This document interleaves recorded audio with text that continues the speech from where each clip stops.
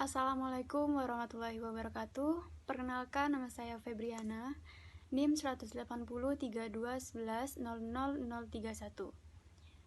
dengan kode mahasiswa MF26AK.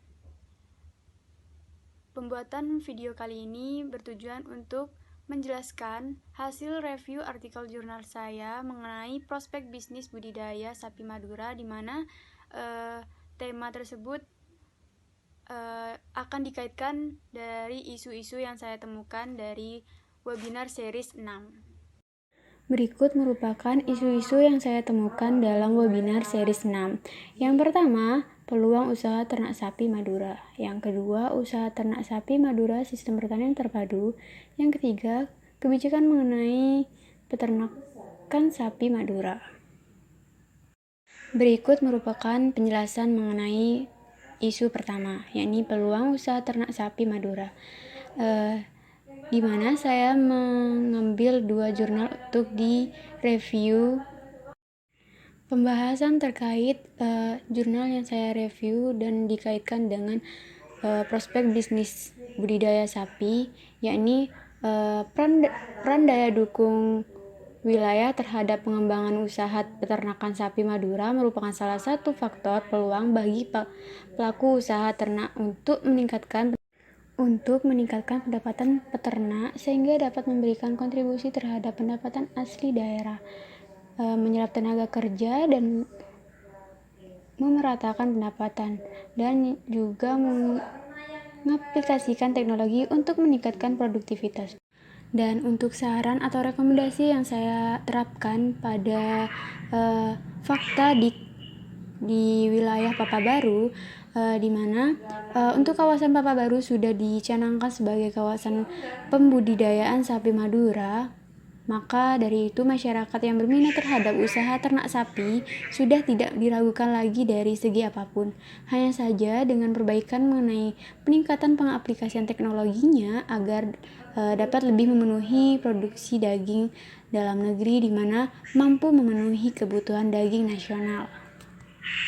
Berikut penjelasan terkait isu kedua, yakni usaha ternak sapi Madura sistem pertanian terpadu yang dikaitkan dengan fakta di Papabaru dan yang berhubungan dengan prospek budidaya sapi Madura, yakni banyak model pertanian terpadu yang mampu meningkatkan pendapatan peternak, yang mana petani sebagai pekerja utamanya.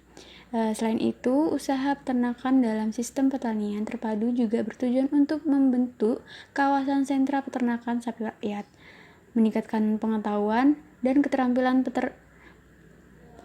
beternak sapi potong secara terpadu dengan pertanian organik, peningkatan efisiensi dan kemandirian penyediaan pakan melalui transfer teknologi pengelolaan pakan dan pengelolaan limbah.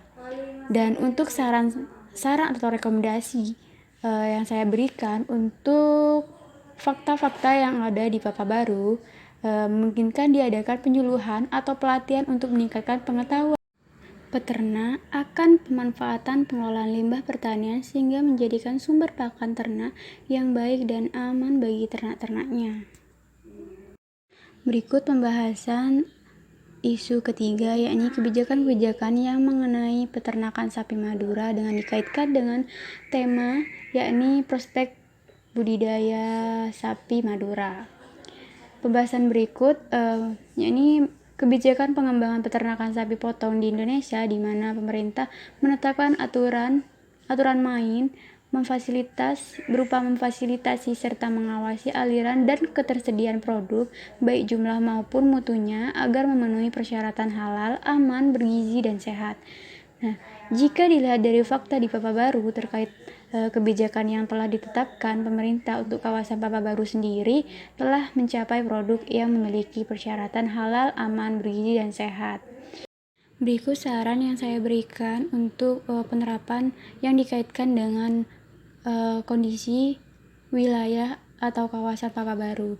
Saran peningkatan kondisi di Papabaru terkait kebijakan pemerintah ini yakni tepatnya di Desa Waru sendiri, di mana terdapat beberapa peternak rakyat yang masih belum tercukupi untuk pemenuhan pakan, pemerintah hanya menetapkan berbagai kebijakan yang mana produksi daging dalam negeri diharapkan mampu memenuhi 90%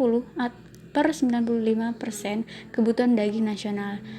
Dengan begitu, di desa Waru sendiri masih ada yang belum dapat memenuhi kebijakan tersebut. Maka dari itu, pemerintah tidak hanya menetapkan kebijakan saja, melainkan kontribusi dengan cara mengoptimalkan pakan ternak bagi peternak rakyat melalui pola yang terintegrasi secara langsung. Berikut merupakan referensi yang saya ambil untuk mereview artikel yang berkaitan dengan prospek usaha pembudidayaan sapi Madura. Dikutip dari Hartono 2012 dan Eli 2021 merupakan referensi dari isu pertama. Dan untuk Siswati 2012 dan Ngadiono et al. 2019 merupakan referensi jurnal dari isu kedua. Dan untuk Ilham 2016 dan Mayulu 2016 merupakan referensi dari jurnal atau isu ketiga.